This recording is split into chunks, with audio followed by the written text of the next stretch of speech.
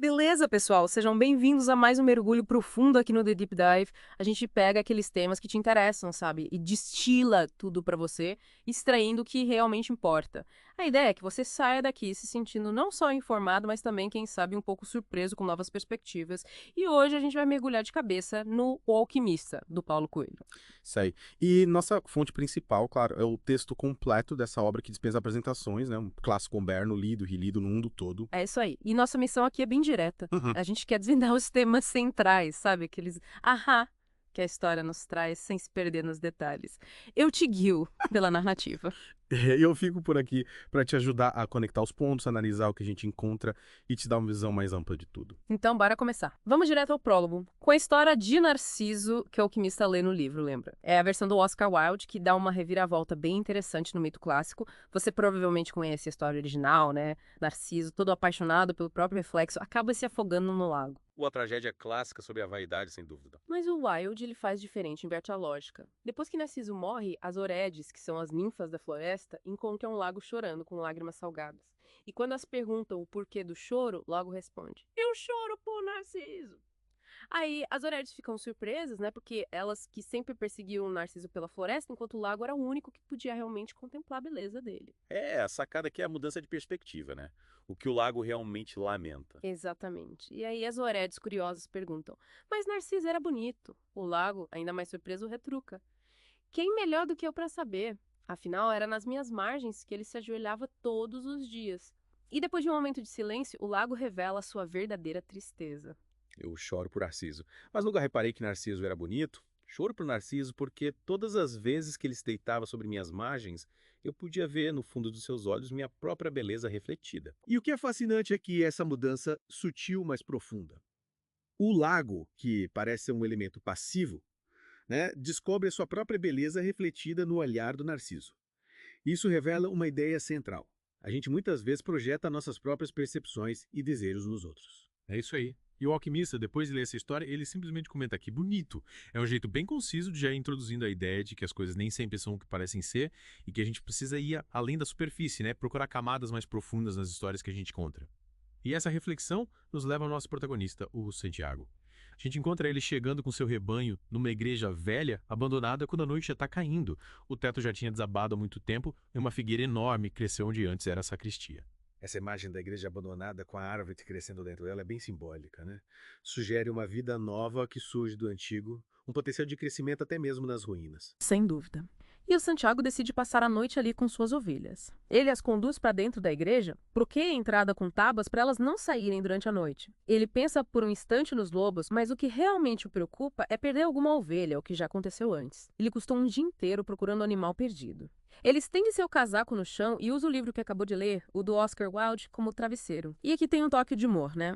Antes de dormir, ele pensa que deveria começar a ler livros mais grossos, porque eles demoram mais para terminar e servem como travesseiros mais confortáveis. Essa é uma ideia que todo leitor ávido já teve, né? A praticidade dos livros se estende até mesmo ao seu uso como apoio improvisado para a cabeça. E ainda tá escuro quando Santiago acorda. Ele vê as estrelas brilhando através do teto destruído e tem vontade de continuar dormindo. Ele teve o mesmo sonho da semana passada acordando antes do final. Ele se levanta, bebe um gole de vinho, pega seu cajado e começa a acordar as ovelhas. Ele percebe que, assim que ele acorda, a maioria dos animais também começa a se mexer. É como se houvesse uma ligação misteriosa entre a vida dele e a delas, depois de viajarem juntos por 2 anos em busca de alimento e água. Essa conexão profunda que o Santiago tem com as ovelhas é importante. Elas representam uma vida que ele conhece, uma rotina, um conforto, mas talvez também uma falta de um propósito mais profundo. Verdade. Ele até pensa que elas se acostumaram com a rotina dele, mas depois reflete que talvez seja o contrário. Ele que se acostumou com a rotina delas. Ele acorda cada ovelha chamando pelo nome, acreditando que elas o entendem. Ele costuma ler trechos de seus livros para elas. Fala sobre a vida de pastor, sobre as novidades das cidades por onde passa. Mas nos últimos 2 dias, o assunto principal tem sido o mesmo. A filha do comerciante da cidade, que ele chegará em 4 dias. Ele a viu apenas uma vez, no ano anterior, quando foi vender lã. Essa expectativa de rever a moça adiciona uma camada de desejo pessoal à jornada do Santiago, algo além da simples rotina de um pastor. Ele se lembra da loja de tecidos do comerciante e de como gostou de ver as ovelhas sendo tosquiadas ali mesmo para evitar fraudes. Ele se sentou na calçada em frente à loja com seu livro e foi aí que a filha do comerciante se aproximou e comentou, surpresa, que pastores também iam. Eles conversaram por mais de 2 horas. Ela falou da vida na vila, onde todos os dias eram iguais. Ele contou sobre os campos da Andaluzia e as cidades que visitou. Ele ficou feliz por não ter que conversar apenas com ovelhas naquele dia.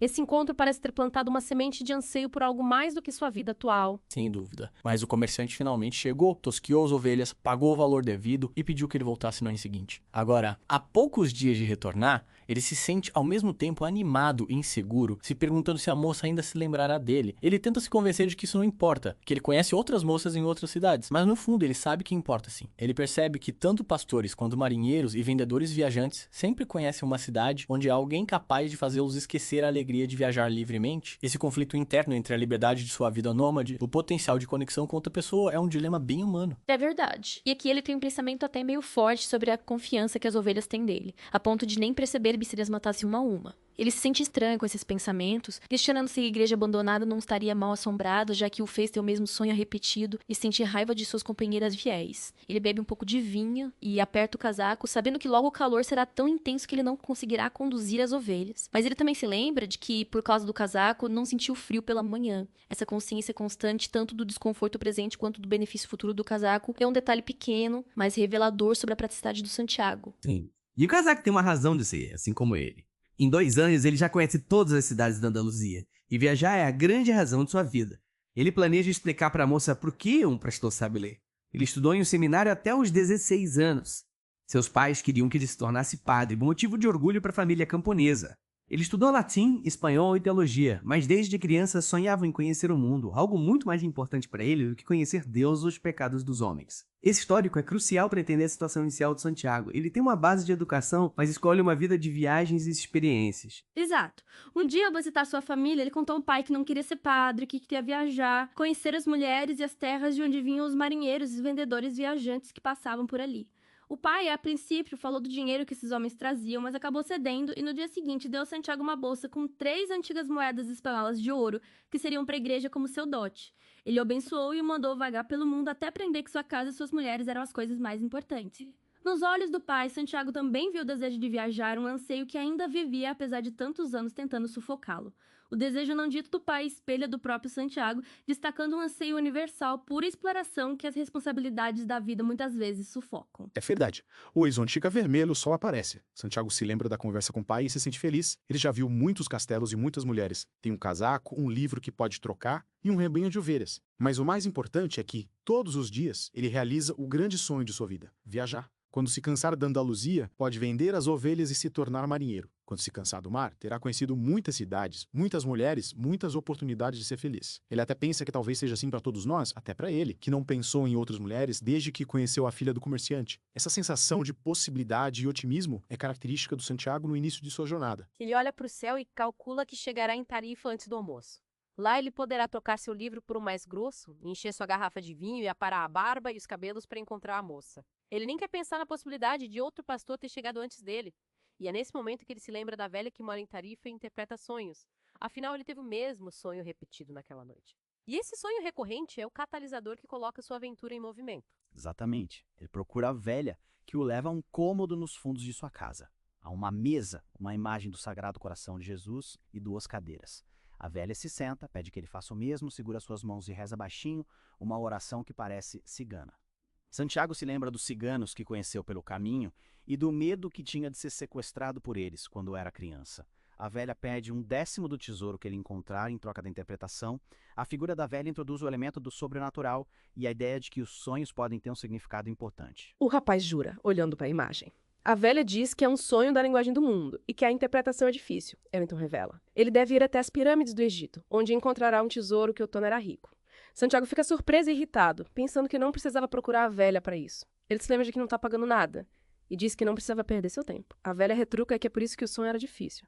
As coisas simples são as mais extraordinárias, e só os sábios conseguem chegá-las. Como ela não é sábia, você conhecer outras artes, como ler as linhas da mão. Sua natureza enigmática e a ênfase no extraordinário dentro do simples são temas-chave, que reaparecerão ao longo da história. Ele pergunta como chegar ao Egito, e ela responde que só interpreta sonhos, não sabe como realizá-los, mas ela diz algo interessante, que lhe pagará se ele não encontrar o tesouro, mas se encontrar, ele deve lhe dar 1/10 do que achar. E o rapaz concorda. Esse acordo, embora aparentemente casual, será o compromisso do Santiago em perseguir seu sonho. Saindo da casa da velha, Santiago tenta se concentrar em seu livro enquanto está na praça, esperando a hora de ver a filha do comerciante. Ele está pensando em como tosqueará as ovelhas na frente dela para impressioná-la, quando um velho se senta ao seu lado e começa a conversar. O velho pergunta o que as pessoas na praça estão fazendo e Santiago responde, seco, que estão trabalhando, tentando voltar a se concentrar na leitura. Mas ele está mesmo pensando na moça e em como explicar que ovelhas devem ser tosqueadas de trás para frente. A preocupação do Santiago em impressionar a moça revela seus desejos mais imediatos, talvez menos profundos nesta fase. O velho insiste, diz que está cansado, concede e pede um gole de vinho. Santiago lhe oferece a garrafa, mas o velho quer começar de qualquer jeito. Ele pergunta que livro ele está lendo. Santiago pensa em ser grosseiro, mas seu pai lhe ensinou a respeitar os mais velhos. Ele entrega o livro ao velho, primeiro porque não sabe pronunciar o título, segundo porque, se o velho não souber ler, provavelmente irá embora para não se sentir humilhado. Esse pequeno ato de gentileza, apesar da irritação inicial de Santiago, prepara o terreno para um encontro significativo. O velho pega o livro, olha ao redor como se fosse um objeto estranho e diz: é um livro importante, mas é muito chato. Santiago se surpreende. O velho também lê e já leu aquele livro. E se é tão chato quanto ele diz, ainda dá tempo de trocá-lo por outro. O velho continua, dizendo que o livro fala sobre o que quase todos os livros falam: a incapacidade das pessoas de escolherem seus próprios destinos. E termina fazendo com que todos acreditem na maior mentira do mundo. Esse conceito de a maior mentira do mundo é um ponto crucial na conversa deles e na mensagem geral do livro. Santiago pergunta qual é essa mentira. E o velho responde: em determinado momento de nossas vidas, perdemos o controle do que está acontecendo conosco e nossas vidas passam a ser governadas pelo destino. Essa é a maior mentira do mundo. Santiago não entende. Nunca pensei que minha vida fosse governada pelo destino, ele diz. Até pouco tempo atrás, minhas ovelhas eram tudo o que eu precisava. Mas de repente tive um sonho e conheci uma cigana e um rei. A referência ao rei pega Santiago de surpresa. E o velho é rápido em aproveitar essa oportunidade. Exatamente, o velho então pergunta quem é esse rei. Santiago hesita, pensando que o velho está zombando dele. Mas o velho insiste, perguntando o nome do rei. Santiago, sem saber o que dizer, inventa um nome. Não existe nenhum rei com o nome de Melquisedeque, diz o velho. Mas, eu sou rei de Salém. Santiago acha isso muito estranho. Ele pensa que às vezes é melhor estar com as ovelhas, que são silenciosas e só procuram comida e água, ou com os livros, que contam histórias incríveis sempre na hora certa. Mas quando se conversa com pessoas, elas dizem coisas que te deixam sem saber como continuar a conversa. A descrença inicial do Santiago é uma reação natural a uma afirmação tão absurda. Santiago se lembra do sonho novamente e tudo parece se encaixar. A velha não cobrou nada, mas o velho que pode ser o marido dela vai ganhar muito mais dinheiro em troca de uma informação que não existe. Ele acha que o velho também deve ser cigano. Mas antes que ele diga qualquer coisa, o velho se abaixa, pega um gaveto e começa a escrever na areia da praça. Ao se abaixar, algo brilha intensamente em seu peito, quase cegando Santiago. Mas rapidamente o velho cobre o brilho com sua capa. Quando a visão de Santiago volta ao normal, ele vê o que o velho escreveu. Essa demonstração de luz e o ato de escrever na areia adicionam um elemento místico ao personagem de Melquisedeque. O velho escreve o nome de Santiago, de seus pais, sua data de nascimento e fala de seus estudos no seminário. Santiago fica impressionado sem entender como o velho sabe tudo aquilo. Eu sou o rei de Salém, repete o velho. Santiago continua incrédulo. Então o velho continua. Meu nome não importa, mas eu sou o rei de Salém. E por que um rei estaria conversando com o pastor? Por vários motivos. Mas o mais importante é que você está prestes a abandonar sua lenda pessoal. A aparição de Melquisedeque nesse momento crucial reforça a ideia de intervenção divina ou do universo conspirando para guiar aqueles que estão abertos à sua lenda pessoal. O que o velho fala não faz muito sentido para Santiago, mas ele quer saber o que são essas forças misteriosas. A filha do comerciante certamente ficaria impressionada com isso. São as forças que parecem mais, mas na verdade estão te ensinando a realizar sua lenda pessoal. Estão preparando seu espírito e sua vontade, porque existe uma grande verdade neste planeta. Seja você quem for ou que faça, quando quer com vontade alguma coisa, é porque este desejo nasceu na alma do universo. É sua missão na Terra. Essa definição de lenda pessoal e sua conexão com a alma do mundo é o coração filosófico do livro. Santiago sente um aperto no coração pensando na filha do comerciante. Talvez na cidade dela também haja um vendedor de pipoca. De qualquer maneira, o que as pessoas pensam sobre vendedores de pipoca e pastores se torna mais importante para elas do que a sua lenda pessoal. O velho folheia o livro e se distrai lendo uma página. Santiago espera um pouco e interrompe da mesma forma que foi interrompido. Por que está me dizendo essas coisas? Porque você tenta viver sua lenda pessoal e está prestes a desistir dela? E o senhor sempre aparece nesses momentos. Nem sempre desta forma, mas nunca deixei de aparecer. Às vezes apareço em forma de uma boa solução, de uma boa ideia. Outras vezes, em um momento crucial, facilita as coisas. E assim por diante. Mas a maioria das pessoas não percebe. Melquisedeque age como um mensageiro divino, lembrando Santiago de seu verdadeiro propósito e das maneiras sutis como o universo oferece orientação. O velho conta que, na semana passada, ele foi obrigado a aparecer para o mineiro em forma de pedra.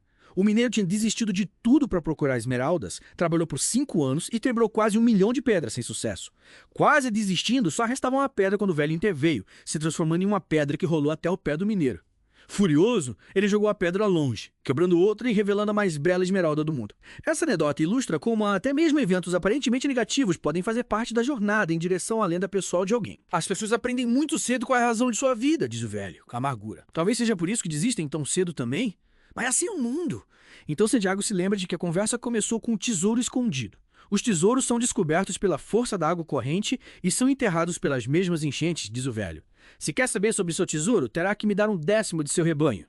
A exigência de Melquisedeque por uma parte do rebanho de Santiago é uma troca simbólica pelo conhecimento e orientação que ele fornece. Santiago pergunta se 1/10 do tesouro não serve. O velho se decepciona. Se você começar prometendo aquilo que ainda não possui, perderá a vontade de consegui-lo. Então ele explica que Santiago precisa ir até as pirâmides do Egito. Santiago fica em silêncio por um momento. Ele ainda não sabe onde ficam as pirâmides. Mas o nome o fascina. Por que no Egito? Porque foi uma criança que lhe mostrou. A criança no sonho simboliza a inocência e uma conexão direta com a alma do mundo. O velho então tira 2 pedras de sua túnica, uma branca e uma preta. Elas se chamam Urim e Tumim.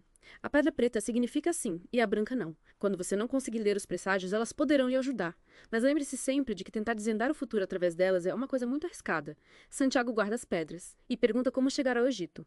Você terá que tomar uma decisão, responde o velho. Não esqueça que tudo é uma coisa só. Não esqueça da linguagem dos sinais. E, acima de tudo, não esqueça de seguir até o fim em busca de sua lenda pessoal. O presente de Urim e Tumim fornece a Santiago uma ferramenta tangível para orientação, mas Melquisedeque o adverte contra depender demais delas, enfatizando a importância de ler os sinais. Antes disso, porém, gostaria de lhe contar uma pequena história. E ele conta a história de um mercador que mandou seu filho aprender o segredo da felicidade com o mais sábio dos homens. O rapaz viaja por 40 dias e encontra o sábio em um belo castelo. O sábio diz que não tem tempo para explicar o segredo, mas pede que o rapaz caminhe pelo palácio segurando uma colher com 2 gotas de óleo sem derramá-las. O rapaz volta depois de 2 horas sem ter visto nada, preocupado apenas com o óleo.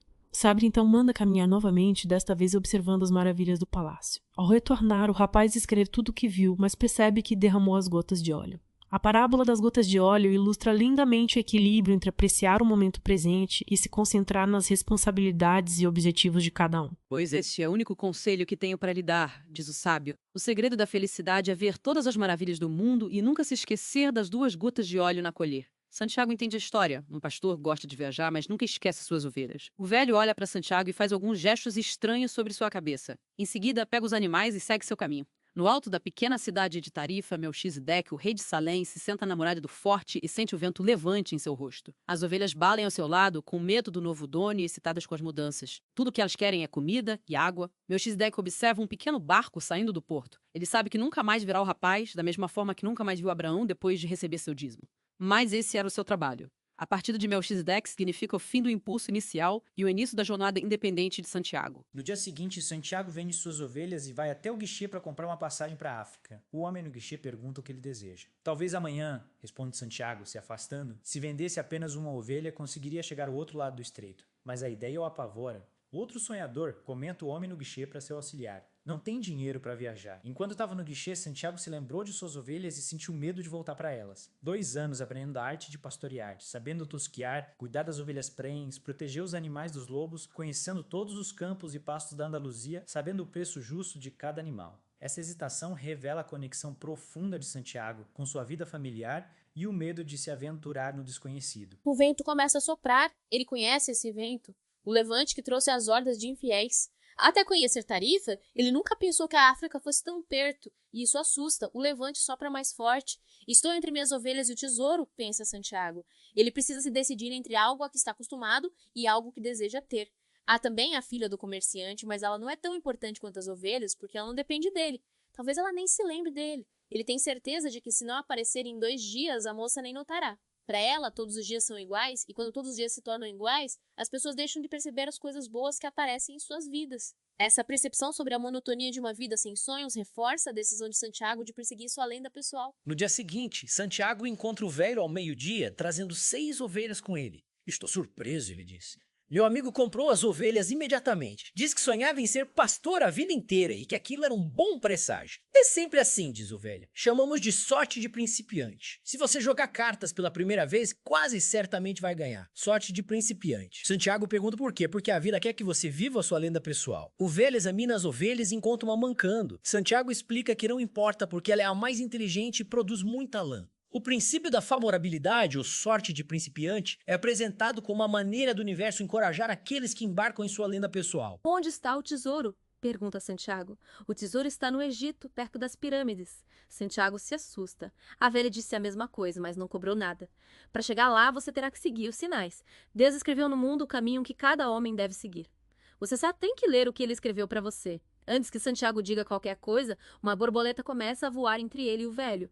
Ele se lembra do avô, que costumava dizer que borboletas eram um sinal de boa sorte. Isso, diz o velho, que parece ler seus pensamentos exatamente como seu avô lhe ensinou. Estes são os sinais.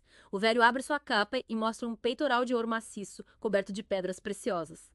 O reaparecimento da borboleta, um símbolo de boa sorte de sua infância, reforça a ideia de seguir os sinais. Santiago guarda as pedras Urim e Tumim em sua bolsa. De agora em diante, você tomará suas próprias decisões. Não esqueça que tudo é uma coisa só. Não esqueça a linguagem dos sinais. E, acima de tudo, não esqueça de seguir até o fim em busca de sua lenda pessoal. Então o velho conta novamente a história do mercador e das 2 gotas de óleo. Depois, com as 2 mãos abertas, faz algum gesto estranho sobre a cabeça de Santiago, pega as 6 ovelhas e segue seu caminho. Melquisedeque, o rei de Salem, se senta na muralha do forte em Tarifa, sentindo o vento levante e observando o barco que está levando Santiago para a África. Ele pensa que nunca mais verá o rapaz, mas sabe que fez da sua parte. As bênçãos finais e a partir de Melquisedeque deixam Santiago para navegar em sua jornada com as ferramentas e a sabedoria que adquiriu. Santiago chega em Tanger e fica chocado com a barreira da língua. Todos falam árabe. Ele pede um chá amargo em um bar, preferindo vinho, mas decide não se preocupar com isso agora. Ele precisa pensar em seu tesouro e em como obtê-lo. O dinheiro da venda das ovelhas ainda está com ele, e ele sabe que o dinheiro é mágico. Ele pensa que logo estará nas pirâmides. Afinal, um velho com todo aquele ouro no peito não precisaria mentir para conseguir 6 ovelhas. O velho lhe falou dos sinais. Enquanto atravessava o mar, ele pensou sobre eles. Sim, ele sabia do que o velho estava falando. Durante o tempo que passou nos campos da Andaluzia, se acostumou a ler a terra e os céus para saber as condições do caminho que deveria seguir. As ovelhas lhe ensinaram a reconhecer os sinais. Se Deus conduz tão bem as ovelhas, ele também conduzirá o homem, refletiu, sentiu-se mais tranquilo. O choque cultural inicial em Tanger destaca a transição de Santiago para um mundo novo e desconhecido, onde suas habilidades anteriores como pastor podem não ser diretamente aplicáveis. No bar, um homem se aproxima e pergunta se ele é espanhol. Santiago responde que sim. O homem se oferece para levá-lo até as pirâmides. Santiago desconfia, lembrando-se do que o velho rei disse sobre prometer o que não se tem. Mas o homem insiste, dizendo que conhece o caminho e que Santiago poderá pagar quando chegarem lá. Santiago acaba concordando, pensando que o homem parece honesto. Mas o dono do bar parece preocupado, tentando alertá-lo em árabe. Santiago não entende as palavras, mas percebe o alerta no tom de voz. O encontro com o árabe, aparentemente prestativo, prenuncia o primeiro grande revés na jornada de Santiago. Enquanto caminham pelo mercado, o árabe fala das belezas da cidade. De repente, em meio à confusão, Santiago vê a espada mais bonita que já viu na vida. Ele promete a si mesmo que quando voltar do Egito, irá comprá-la. Ele se distrai olhando a espada por alguns segundos. Seu coração se aperta. Ele tem medo de olhar para o lado porque sabe o que encontrará. Seus olhos permanecem fixos na espada até que ele junta coragem e se vira. O mercado está cheio de gente, mas seu companheiro sumiu, e com ele todo o seu dinheiro. O roubo do dinheiro de Santiago é uma dura introdução às realidades do mundo, além de seus passos familiares. E isso força a confrontar sua ingenuidade. Santiago ainda tenta pensar que eles se separaram por acaso. Ele decide ficar ali esperando o outro voltar. Pouco tempo depois, um homem sobe em uma torre e começa a cantar. Todas as pessoas se ajoelham e cantam também. Depois, como formigas, desmontam suas barracas e vão embora. Tudo isso entre o nascer e o pôr do sol do mesmo sol, pensa Santiago, e sente pena de si mesmo porque às vezes as coisas mudam muito depressa, ele tem vergonha de chorar. Nunca chorou na frente de suas ovelhas, mas o mercado está vazio e ele está longe de casa. Ele chora sentindo que Deus foi injusto. Quando eu estava com as ovelhas eu era feliz, espalhava felicidade ao meu redor, mas agora estou triste e infeliz. O que vou fazer? Esse momento de desespero é um ponto crucial para Santiago. Ele se sente traído e questiona sua decisão de seguir seu sonho. Ele abre sua bolsa para ver se sobrou algum pedaço de sanduíche, mas só encontra o livro grosso, o casaco e as 2 pedras que o velho lhe deu. Olhando para as pedras, ele sente um alívio imenso. Ele trocou 6 ovelhas por 2 pedras preciosas. Ele poderia vendê-las e comprar uma passagem de volta. Agora seria mais esperto, pensa ele, tirando as pedras para guardá-las no bolso. Ele percebe que o dono do bar estava tentando alertá-lo para não confiar naquele homem. Sou como todas as pessoas. Vejo o mundo como gostaria que as coisas acontecessem, e não como realmente acontecem. Urim e Tumim servem como um lembrete da orientação de Melquisedeque e da possibilidade de seu sonho. Santiago começa a aprender uma lição valiosa sobre confiar em seus instintos. Ele olha para as pedras, sentindo sua temperatura e superfície lisa. Elas são o seu tesouro. O simples toque das pedras lhe traz tranquilidade. Elas o lembram do velho. Enquanto você quer alguma coisa, todo o universo conspira para que você realize seu desejo, o velho tinha dito. Ele quer entender como isso pode ser verdade. Ele está ali em um mercado vazio, sem dinheiro e sem ovelhas. Mas as pedras são a prova de que ele conheceu o rei. Aprenda a respeitar e a seguir os sinais, o velho rei tinha dito. O sinal. Santiago ri de si mesmo, pega as pedras e as guarda de volta na bolsa. Ele entende que certas coisas não devem ser perguntadas para não fugir do próprio destino. Prometi tomar minhas próprias decisões, diz para si mesmo. Mas as pedras diziam que o velho continua com ele, isso lhe dá mais confiança. Ele olha para o mercado vazio novamente e não sente o desespero que sentiu antes. Não é um mundo estranho, é um mundo novo. Afinal, tudo que ele queria era conhecer novos mundos. Mesmo que nunca chegue às pirâmides, ele já foi muito mais longe do que qualquer pastor que conhecia. Ele se lembra da espada. Era cara para contemplar, mas ele nunca tinha visto nada parecido antes. Ele sente que pode olhar para o mundo como uma vítima ou como um aventureiro em busca de um tesouro. Eu sou um aventureiro em busca de um tesouro, pensa ele, antes de adormecer. A mudança de perspectiva de Santiago, de vítima para aventureiro, marca um ponto de virada. Ele abraça a incerteza e vê sua situação como uma oportunidade de crescimento. Ele acorda com alguém o cutucando. Ele dormiu no meio do mercado e a vila da praça está recomeçando. Ele olha ao redor procurando suas ovelhas e percebe que estão em outro mundo. Em vez de sentir tristeza, ele se sente feliz. Ele não precisa mais seguir em busca de alimento e água. Ele pode seguir em busca de um tesouro. Ele não tem dinheiro, mas tem fé na vida. Na noite anterior, ele escolheu ser um aventureiro como os personagens dos livros que costumava ler. Tudo é uma coisa só, o velho tinha dito. Essa sensação renovada de propósito e o eco das palavras de Melquisedeque reforçam a importância de sua decisão. O mercador de cristais abre sua loja e sente a mesma angústia de todas as manhãs. Quase 30 anos no mesmo lugar. Uma loja no alto de uma ladeira onde raramente passa um comprador. Agora é tarde demais para mudar. Tudo que ele aprendeu foi a vender e comprar cristais. Houve um tempo em que muitos conheciam sua loja. Mas agora o movimento é fraco. Santiago se oferece para trabalhar para ele em troca de comida. O mercador hesita, mas acaba concordando. A decisão do Santiago de trabalhar para o mercador de cristais nasce da necessidade, mas leva a um período de aprendizado e transformação inesperados. Nos primeiros dias, Santiago limpa os cristais com cuidado. Ele percebe que alguns estão empoeirados e estão sem brilho. Ele tem uma ideia: fazer uma estande para expor os cristais do lado de fora da loja, atraindo quem passa pela ladeira. O mercador resiste a princípio, com medo de que as pessoas esbarrem e quebrem os cristais. Mas Santiago convence, argumentando que até as ovelhas correm perigo no campo, mas isso faz parte da vida. A iniciativa de Santiago traz uma nova perspectiva para o negócio estagnado do mercador de cristais. A estante é feita e, para surpresa do mercador, as vendas aumentam significativamente. Mais pessoas param para olhar os cristais e acabam comprando. O mercador está feliz com o movimento, admitindo que